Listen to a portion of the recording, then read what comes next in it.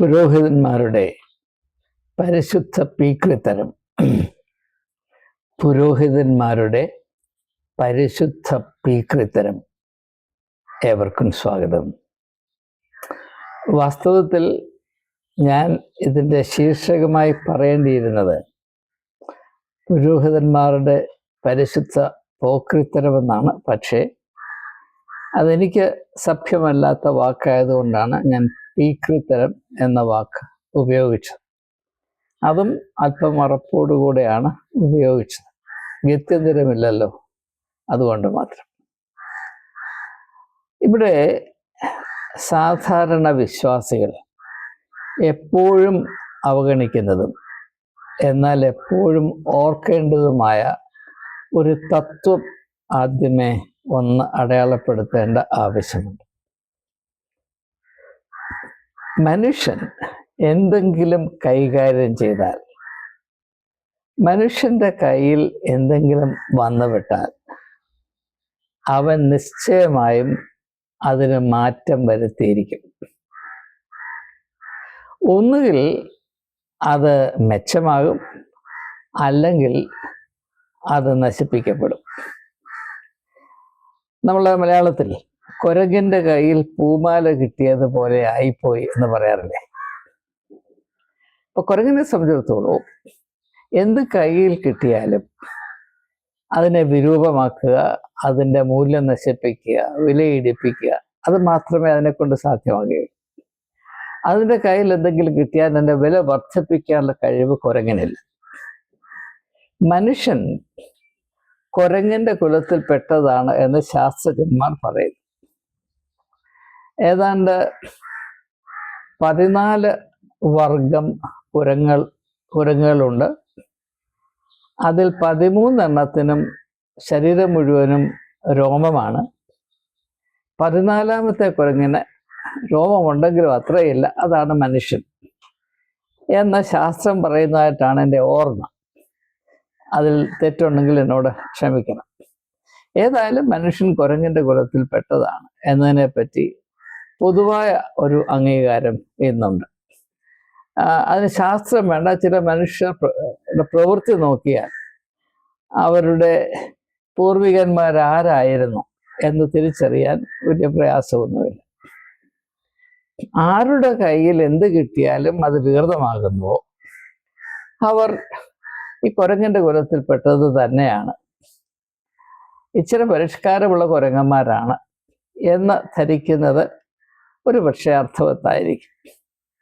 ഇത് ഏറ്റവും കൂടുതൽ നമുക്ക് കാണാവുന്നത് മതത്തിലാണ്. കാരണം ചരിത്രത്തിൽ ഒട്ടുമുക്കാലും മതത്തിൻ്റെ സംഗതികൾ കൈകാര്യം ചെയ്യുന്നത് വേണ്ടത്ര കഴിവോ ചിന്താശക്തിയോ വ്യക്തിത്വ പ്രഭയോ ഉള്ളവരല്ല. ആദ്യമകാലത്തുണ്ടായിരുന്നു. അതിന് ശേഷം വന്നവർ കാലക്രമേണ തികച്ചും നിലവാരം കുറഞ്ഞവരായിരുന്നു. അതുകൊണ്ട് അവരുടെ കയ്യിൽ കിട്ടിയതൊക്കെ അവർ ശരിക്കും പെരുമാറി അതിൻ്റെ ഫലമായി എല്ലാം കുളമാക്കി എന്നത് ഇന്ന് വിശ്വാസികൾക്ക് തിരിച്ചറിയാൻ വയ്യ. കാരണം അവർക്ക് അതിനാവശ്യമായ ചരിത്രബോധമില്ല. അവർ ജനിച്ചപ്പോൾ തൊട്ടേ കണ്ടത്, ഇപ്പോഴും കണ്ടുകൊണ്ടിരിക്കുന്നത് മതത്തിൻ്റെ ഈ ഒരവസ്ഥ മാത്രമാണ്. അതുകൊണ്ട് അവർ വിചാരിക്കുന്നത് എപ്പോഴും ഇങ്ങനെ തന്നെ ആയിരുന്നു. ഇപ്പോൾ പുരോഹിതന്മാർ കാട്ടിക്കൂട്ടുന്നതാണ് യേശു പണ്ട് ചെയ്തത്, നിർദ്ദേശിച്ചത്, താല്പര്യപ്പെട്ടത് എന്നാണ് ബഹുഭൂരിപക്ഷം ക്രിസ്ത്യൻ വിശ്വാസികളും കരുതുന്നത്. ഇതിനേക്കാൾ വലിയൊരു അബദ്ധമില്ല, ഇതിനേക്കാൾ വലിയൊരു ചരിത്രപരമായ തെറ്റില്ല എന്ന് തിരിച്ചറിയേണ്ട ഒരാവശ്യമുണ്ട്. അതിൻ്റെ ഒരു ഉദാഹരണം നമുക്ക് പരിശോധിക്കാം. അത് മാത്രമാണ് വീഡിയോ ഞാൻ ഉദ്ദേശിക്കുന്നത്. യേശു തൻ്റെ പരിസ്ഥിതി ശുശ്രൂഷ പൂർത്തിയായി എന്ന ബോധ്യത്തിൽ 3 വർഷം തൻ്റെ ശിഷ്യന്മാരുമായി വസിച്ച് അവരെ വേണ്ടതുപോലെ പരിശീലിപ്പിച്ച് ഇനിയും അവരെ വിട്ടുപോകേണ്ട സമയമായതിനാൽ അവർ തമ്മിലുള്ള സ്നേഹബന്ധത്തെ ഒന്ന് ആവിഷ്കരിക്കുന്നതിന് വേണ്ടി, അടയാളപ്പെടുത്തുന്നതിന് വേണ്ടി ഒരു സ്നേഹവിരുന്ന് അവരോടുകൂടെ ആചരിച്ചു എന്നത് സുവിശേഷം സാക്ഷീകരിക്കുന്നു. എന്നാണ് നാം അന്ത്യ അത്താഴം അല്ലെങ്കിൽ ലാസ്റ്റ് സപ്പർ എന്ന് പറയും. നിങ്ങൾക്കത് വിഭാവന ചെയ്യാവുന്നതേ ഉള്ളൂ. ഉദാഹരണമായിട്ട് നിങ്ങൾ ഏതെങ്കിലും ഒരു സ്ഥാപനത്തിൽ കുറേ നാൾ ജോലി ചെയ്തു. നിങ്ങളുടെ കഴിവിൻ്റെ പരമാവധി ഉപയോഗിച്ച് വളരെ വിശ്വസ്തയോടും പ്രാഗൽഭ്യത്തോടും നിങ്ങൾ അവിടെ സേവനം ചെയ്യും. എല്ലാവർക്കും നിങ്ങളെപ്പറ്റി വലിയ ബഹുമാനവും മതിപ്പുമാണ്. അതുകൊണ്ട് നിങ്ങൾ അവിടെ വിട്ടുപോകുമ്പോൾ ഒരു ഫെയർവെൽ ഡിന്നർ ആചരിക്കുന്നതിൽ യുക്തിയുണ്ട്. അത് തന്നെയാണ് ഇവിടെ നടക്കുന്നത്, മറ്റൊന്നുമല്ല. ഒരു ആഹാരം ക്രമീകരിക്കുന്നു. ഈ ആഹാരം പുരോഗമിക്കുമ്പോൾ യേശു ഒരു അപ്പം എടുത്ത് മുറിച്ച് ശിഷ്യന്മാർക്ക് കൊടുത്തു പറഞ്ഞു, ഇത് എൻ്റെ ശരീരത്തിൻ്റെ പ്രതീകമായി നിങ്ങൾ ഭക്ഷിക്കുക. അതുപോലെ പാനപാത്രം എടുത്ത് അവർക്ക് കൊടുത്തു പറഞ്ഞു, നിങ്ങൾ നിന്ന് കുടിക്കുക, ഇതെൻ്റെ രക്തത്തിൻ്റെ പ്രതീകമാകുന്നു. ഇതാണ് അവിടെ നടന്നത്. അത് പ്രത്യേകിച്ചും അവരോടാണ് പറയുന്നത്, നിങ്ങൾ ഇതെൻ്റെ ഓർമ്മയ്ക്കായി ചെയ്യുക. ആരോടാണ്? തൻ്റെ ശിഷ്യന്മാരോടാണ്. പൊതുവായ ജനത്തോടല്ല. ഒരു സ്വകാര്യമായ സന്ദർഭത്തിൽ, ഒരു ഭക്ഷണം കഴിക്കുന്നതിൻ്റെ മധ്യത്തിൽ, 3 വർഷം തൻ്റെ ജീവിതത്തിൻ്റെ എല്ലാ അംശങ്ങളുടെയും ഭാഗമായിരുന്ന തൻ്റെ 12 ശിഷ്യന്മാരോടായിട്ടാണ് യേശു പറയുന്നത്, ഇത് എൻ്റെ ഓർമ്മയ്ക്കായി നിങ്ങൾ ആചരിക്കുക. എന്തുകൊണ്ടാണ് അപ്രകാരം ചെയ്യണമെന്ന് പറയുന്നത്? താൻ ഇനിയും ഈ ക്രൂശീകരണത്തിൻ്റെ അനുഭവത്തിലേക്ക് കടന്നു പോകുന്നു. അത് തൻ്റെ ശിഷ്യന്മാർക്ക് വഹിക്കാനാവാത്ത ഒരു വേദനയും നിസ്സഹായതയും ഉളവാക്കും. അവർ ബലഹീനരായി പോകും. അവർക്ക് പിടിച്ചു നിൽക്കാനൊന്നും ഉണ്ടാകുകയില്ല. ആ സമയത്ത് അവർക്ക് എന്തെങ്കിലും നിലനിൽപ്പിന് സഹായിക്കാൻ സാധ്യതയുള്ളത് യേശുവിനെ പറ്റിയുള്ള ഓർമ്മകൾ മാത്രമാണ്. അതുകൊണ്ട് ആ വൈതരണി കടക്കുന്നതിന് വേണ്ടി അവർക്ക് കർത്താവായ യേശു ക്രിസ്തു തൻ്റെ കൃപയിൽ കൽപ്പിച്ച് നൽകിയ ഒരു ഊന്നുവടിയാണിത്. വാസ്തവത്തിൽ നാം ഇത് യുക്തിസഹജം സാധാരണ മനുഷ്യർ ചിന്തിക്കുന്നത് പോലെ ചിന്തിച്ചാൽ ഇതിൻ്റെ സത്യം മനസ്സിലാകും. ഇത് എല്ലാവരും ആചരിക്കണമെന്നും അതിൻ്റെ പുറത്ത് അതും ഇതും കൊണ്ടുവെക്കണമെന്നൊന്നും യേശു വിചാരിച്ചില്ല. ഇതിങ്ങനെ സംഭവിക്കുമെന്ന് അറിഞ്ഞിരുന്നെങ്കിൽ യേശു ഒരു പക്ഷെ അങ്ങനെ ചെയ്യുമായിരുന്നില്ല.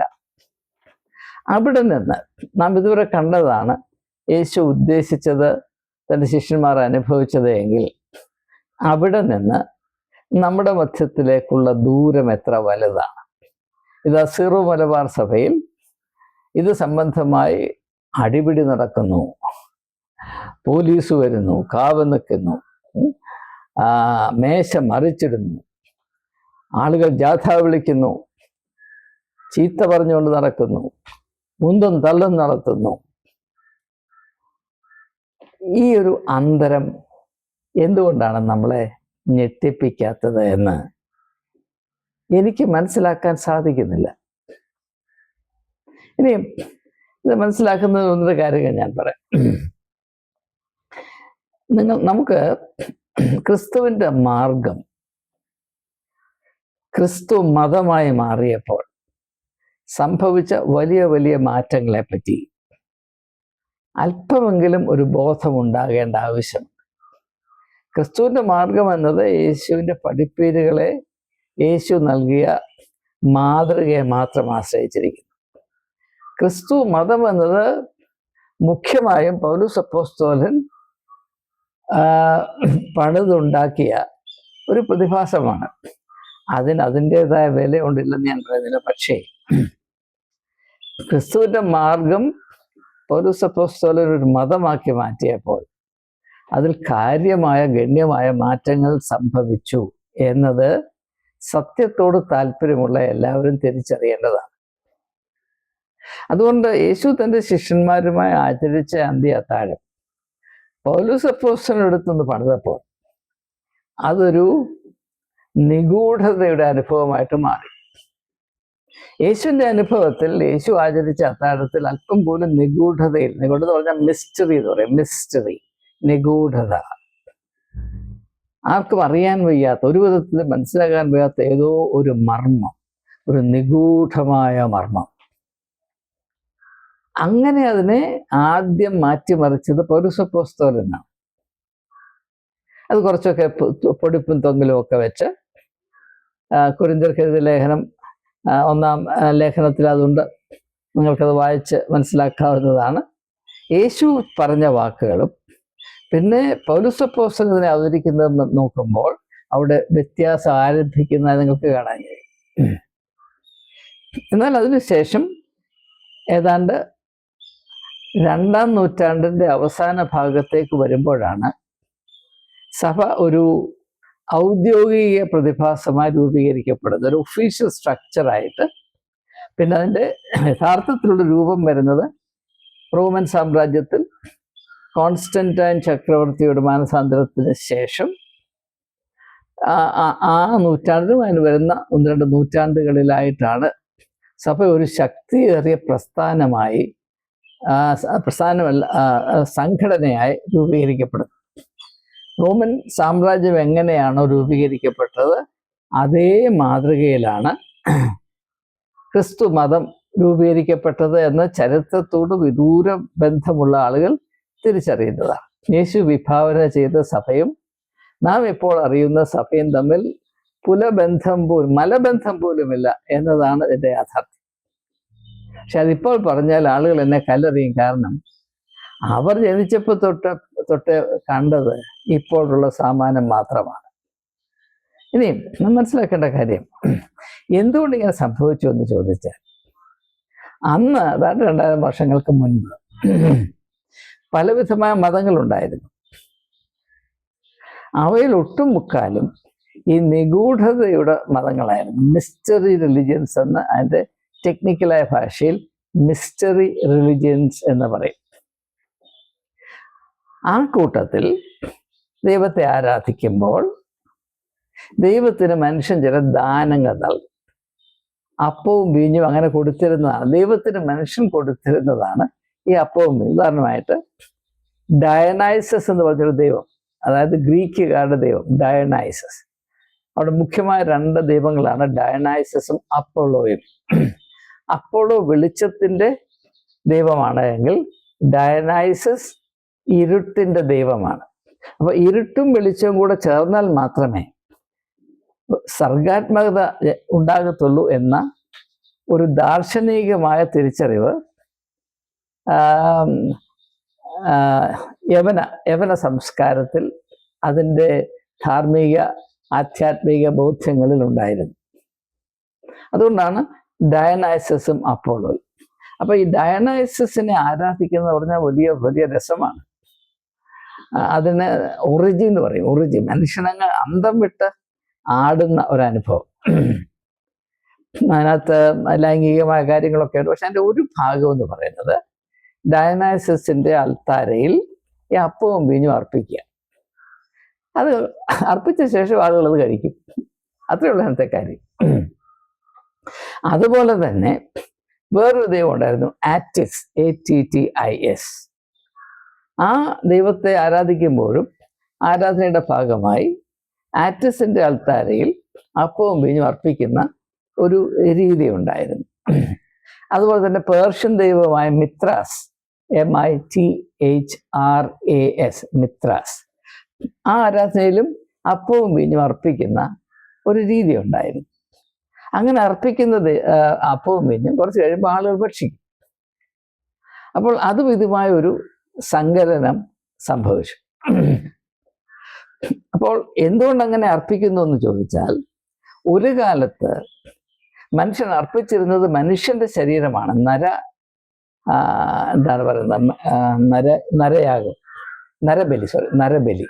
നരബലി,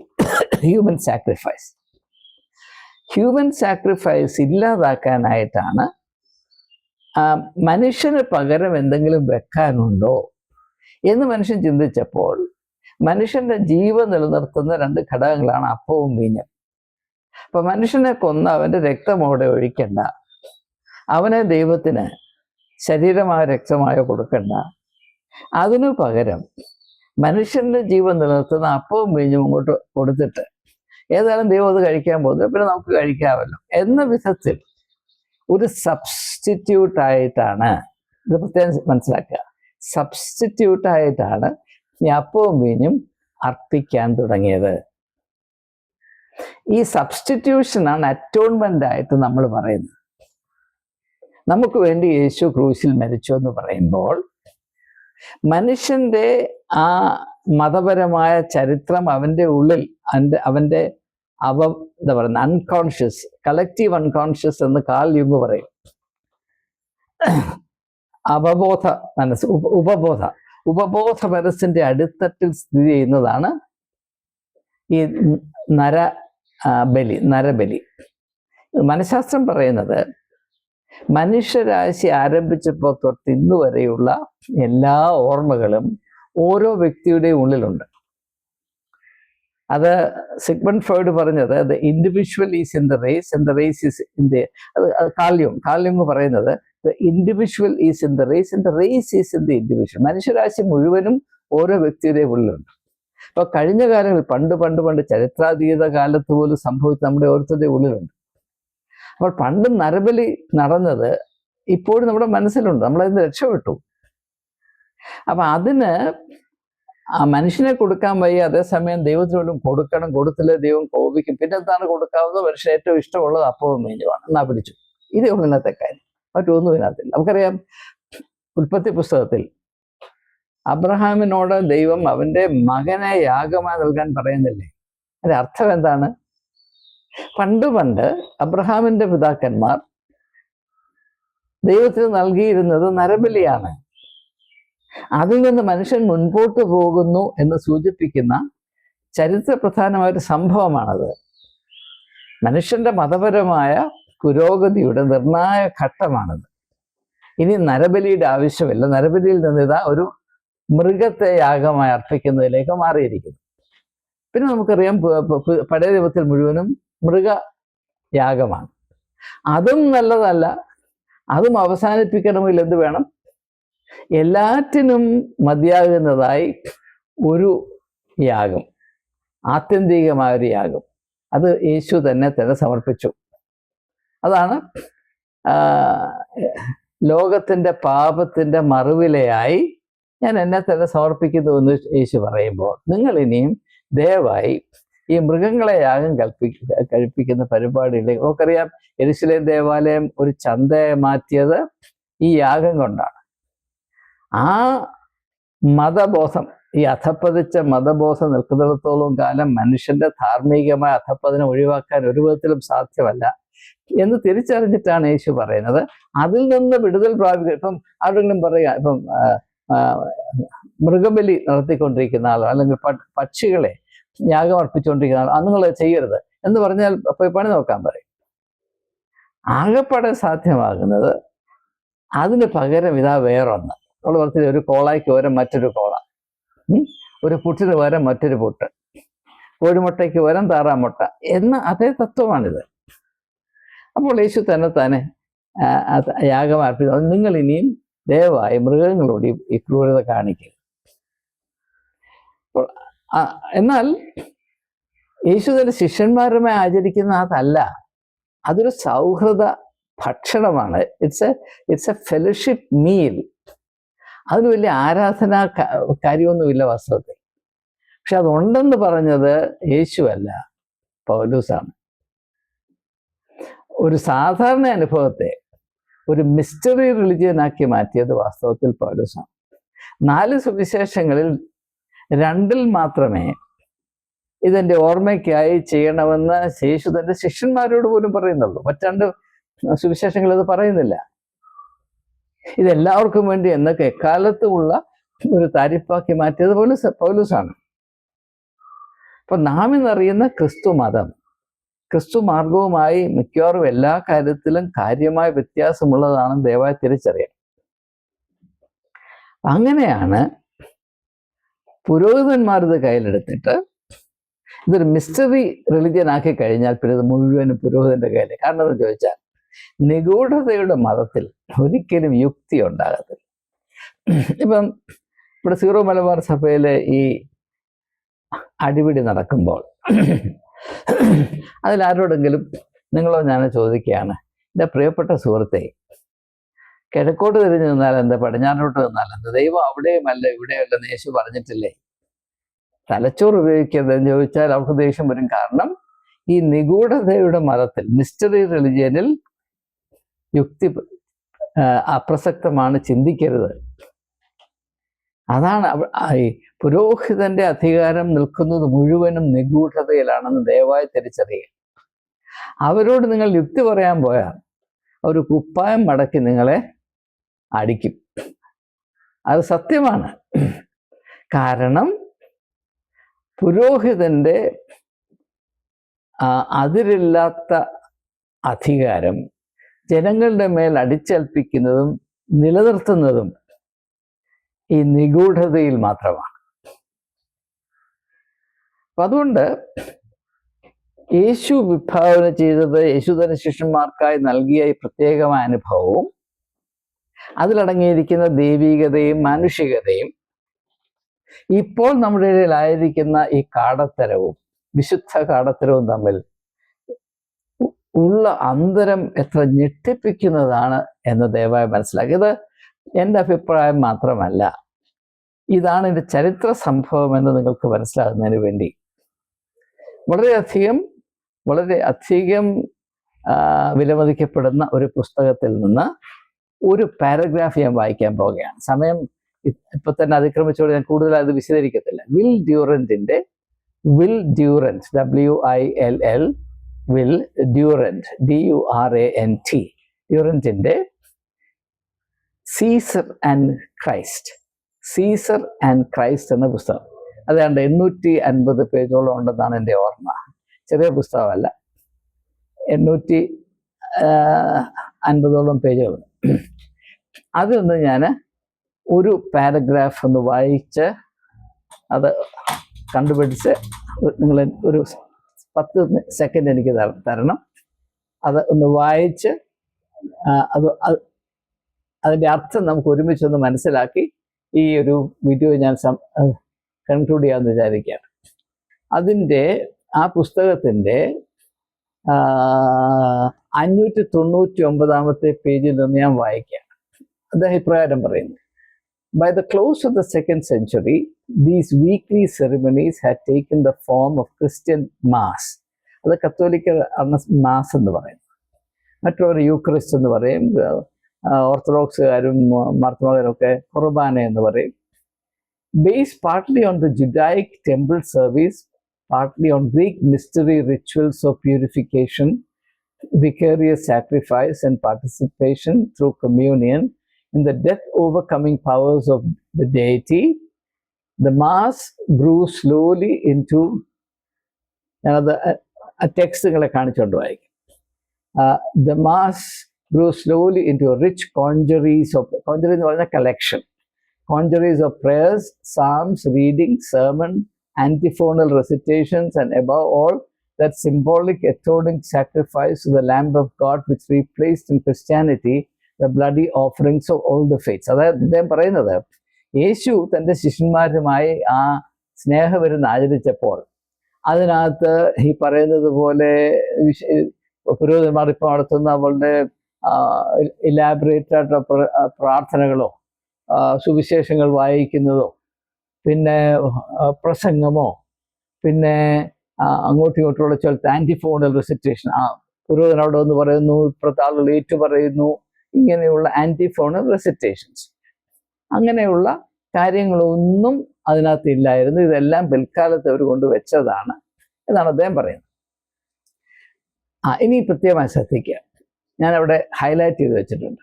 the bread and wine which these cults, അതായത് ക്രിസ്തുമതമല്ലാത്ത ഓൾഡർ ഫെയ്ത്ത്സ്, പേഗൻ റിലിജൻസ് നമ്മൾ പറയത്തില്ലേ, the bread and wine which these cults had considered as gifts placed upon the altar before the God were now conceived as change by the priestly act of consecration.